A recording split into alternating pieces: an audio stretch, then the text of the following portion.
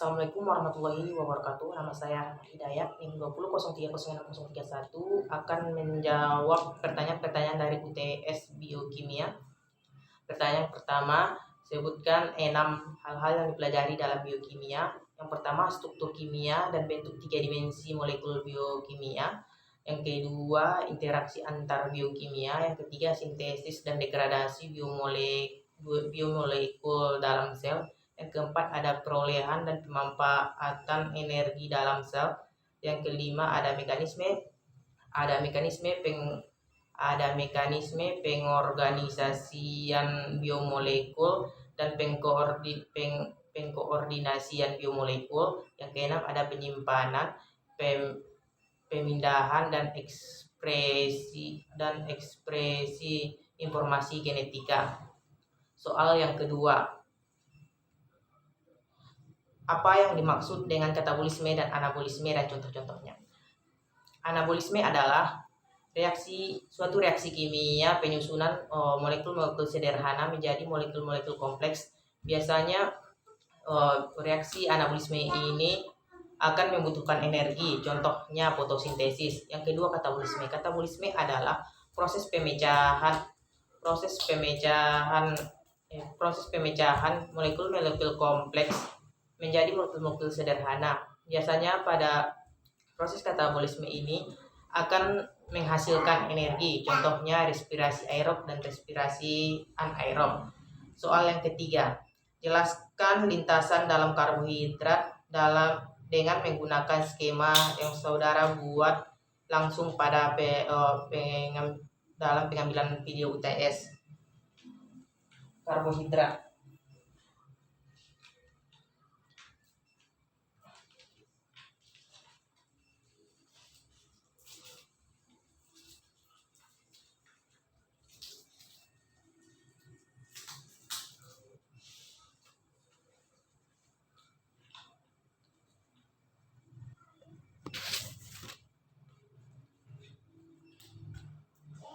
Karbohidrat akan dipecah menjadi glukosa,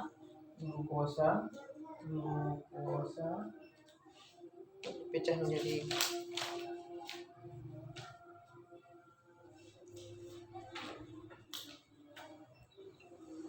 karbohidrat akan dipecah menjadi glukosa, kemudian glukosa akan mengalami glikolisis menjadi gliseraldehid 3-fosfat, kemudian akan berubah menjadi piruvat,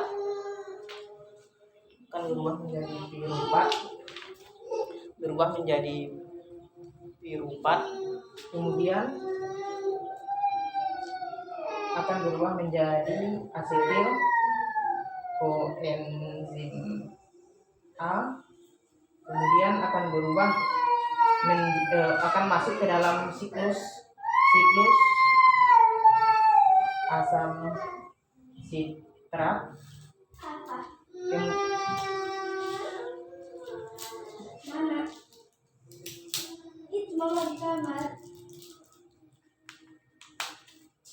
masuk ke siklus asam sitrat, kemudian akan menghasilkan energi. Yang kedua,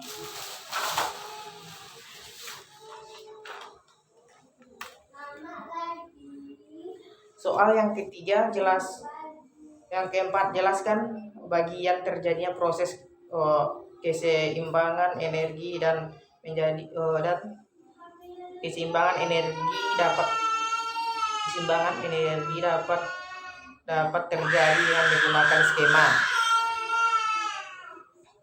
Yang pertama, keseimbangan energi itu adalah apabila asupan energi yang kita makan sama dengan pengeluaran energi. Asupan energi sama dengan pengeluaran energi.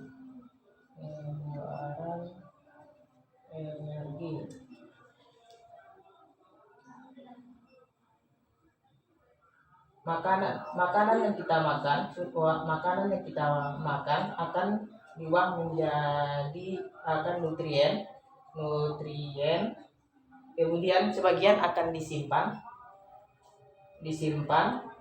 sebagian lagi akan dilakukan akan diproses.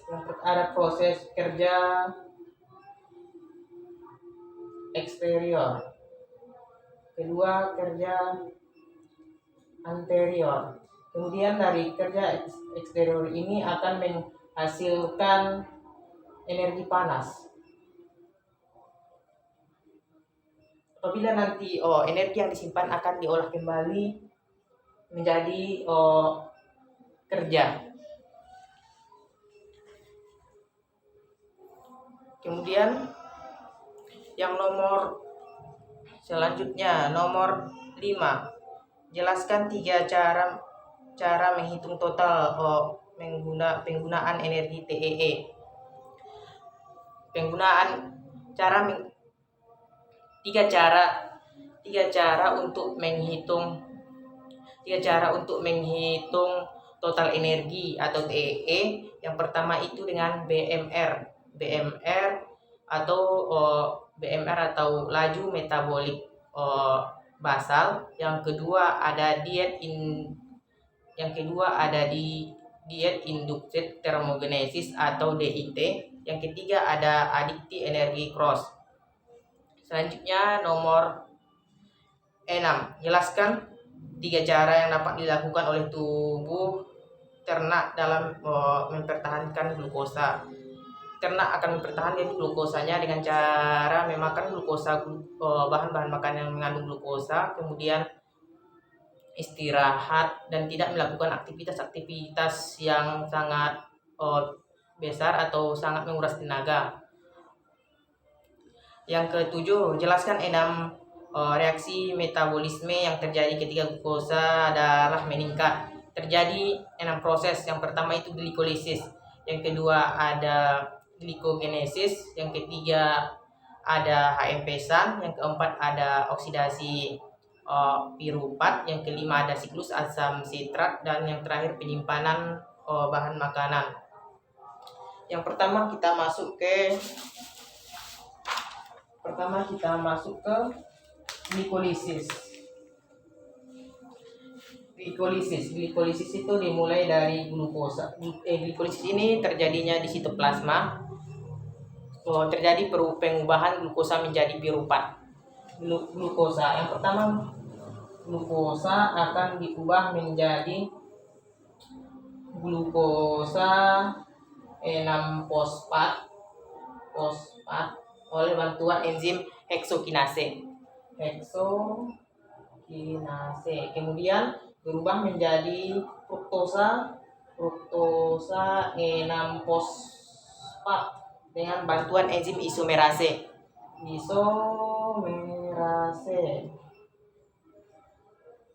Kemudian fruktosa 6-fosfat akan berubah menjadi fruktosa 1,6-bifosfat. Fruktosa 1,6-bifosfat dengan bantuan enzim fosfofruktokinase. Kemudian fruktosa 1,6-fosfat, fruktosa 1,6-bifosfat itu akan berubah menjadi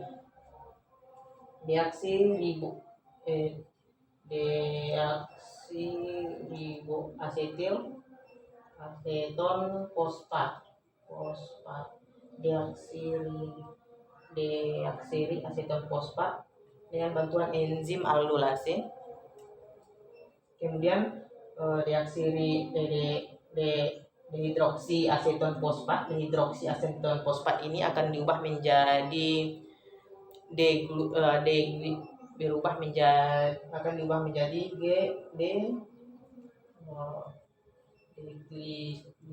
degliseroserat 3-fosfat, gliserofos 3-fosfat.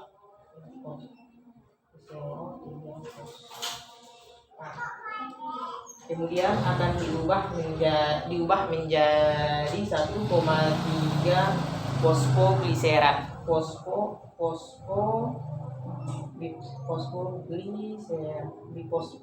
fosfogliserat. Kemudian diubah menjadi 3 fosfogliserat. Kemudian diubah menjadi 2 fosfogliserat dengan bantuan enzim mutase. Kemudian akan berubah menjadi fosfofenol piruvat dengan bantuan enzim analase. Kemudian akan berubah menjadi piruvat dengan bantuan enzim piruvat kinase. Selanjutnya kita masuk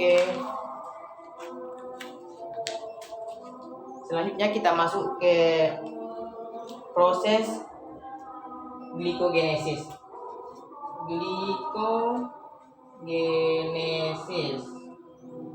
Glikogenesis ini adalah proses pengubahan glukosa menjadi glikogen. Proses ini terjadi di hati dan di otot.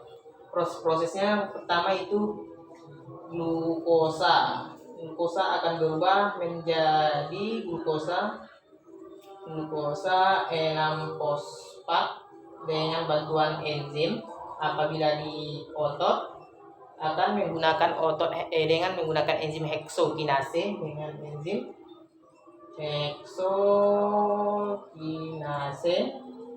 dan apabila di hati akan menggunakan enzim glikokinase.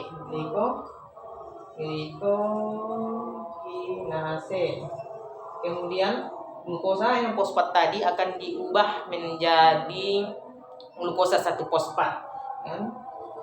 Glukosa 1-fosfat. Kemudian akan diubah menjadi UDP dengan bantuan UTP, dan kemudian UDP akan berubah menjadi glikogen. Selanjutnya kita masuk ke proses HMP-SAN.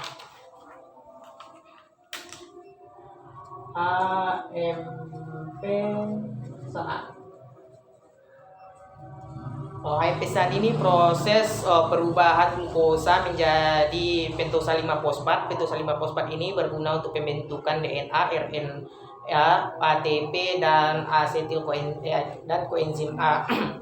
Yang pertama itu glukosa. Glukosa akan diubah menjadi glukosa 6-fosfat. Kemudian diubah menjadi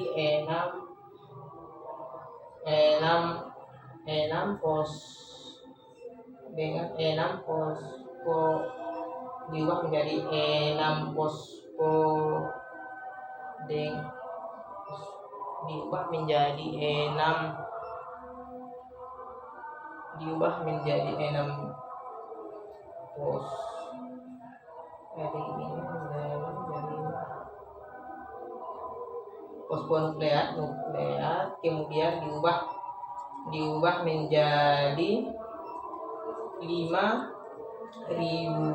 ribulosa 5-fosfat, kemudian diubah menjadi ribosa 5-fosfat. Ribosa 5-fosfat inilah yang kemudian akan digunakan dalam pembentukan DNA, RNA, ATP, dan koenzim A. Selanjutnya masuk kepada siklus oksidasi piruvat.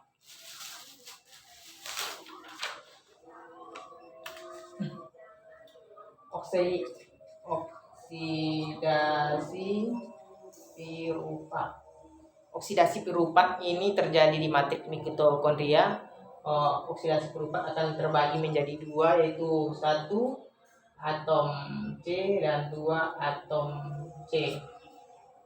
Yang 1 atom C akan bereaksi dengan CO2 dan akan berintegrasi dengan O2 dan akan menghasilkan CO2.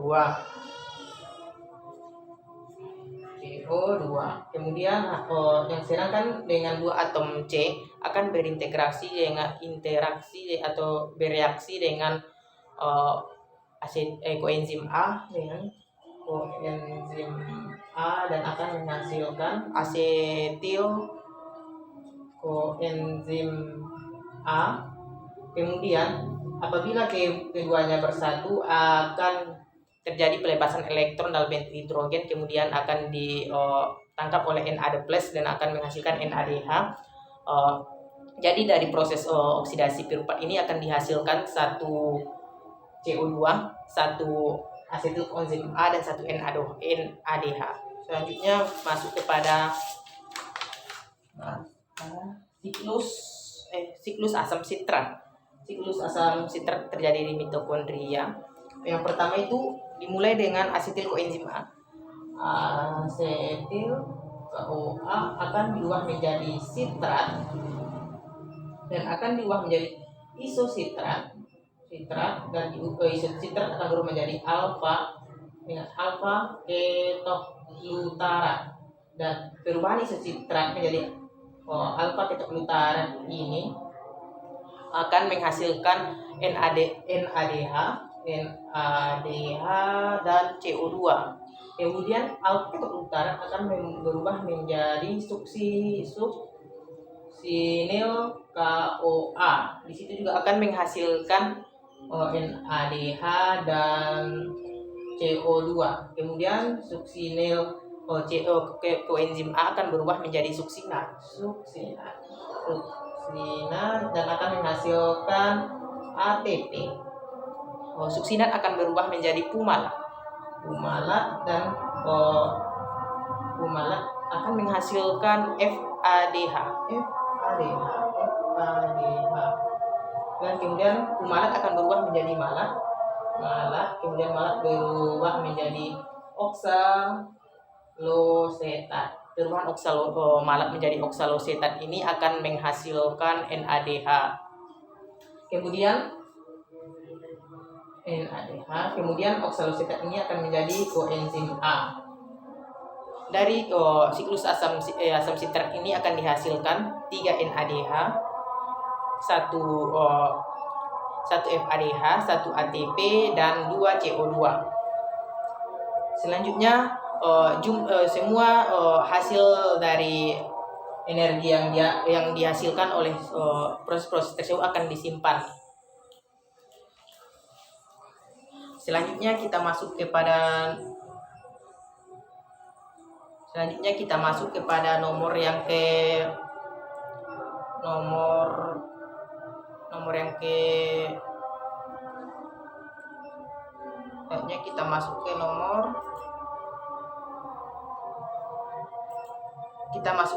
nomor ke-8. 4 proses utama yang terjadi pada beta oksidasi. Terjadi 4 proses utama dalam beta oksidasi. Yang pertama itu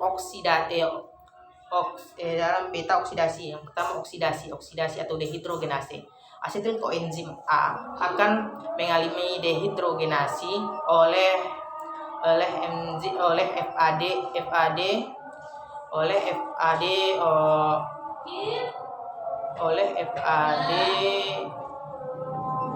yang pertama itu tadi adalah 4 proses utama dalam beta oksidasi. Yang pertama oksidasi. Pada oksidasi asetil koenzim A akan mengalami dehidrogenasi oleh FAD enzim, kemudian akan berubah menjadi asetil koenzim A, akan berubah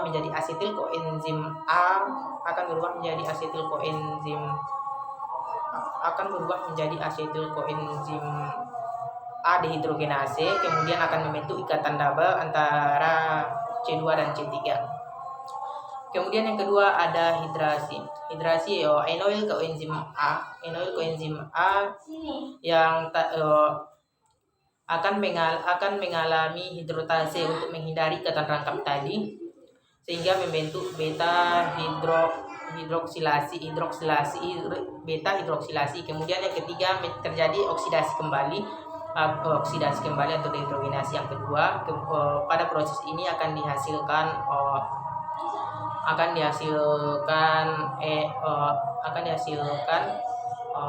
alfa akan dihasilkan alfa keto hasil akan dihasilkan alfa keto hasil glukonat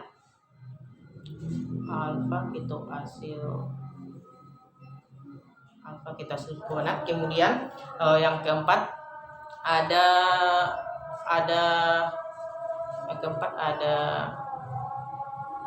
di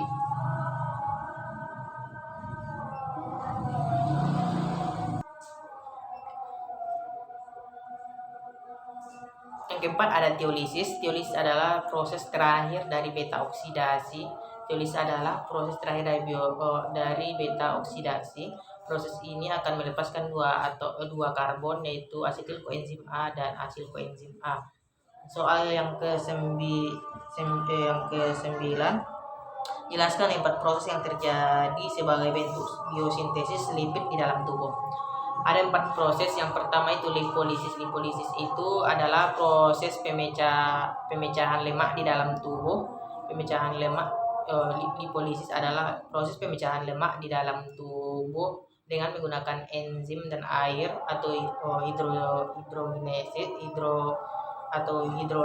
hidrolisis. Kemudian lipolisis ini terjadi di jaringan adiposakit yang merupakan jaringan lemak yang menutupi tubuh dan melindungi tubuh dan organ. Kemudian ada lipogenesis. Lipogenesis adalah proses pengubahan asetil koenzim A menjadi proses pengubahan asetil koenzim A menjadi lipid dan akan trigliserida dan akan disimpan sebagai lemak. Kemudian ada proses ketogenesis. Proses ketogenesis adalah proses pembentukan zat keton dari proses gluconeogenesis yang terjadi di dalam hepar. Kemudian yang keempat ada esterifikasi. Esterifikasi adalah proses pengubahan asam karboksilat dan alkohol menjadi ester dengan bantuan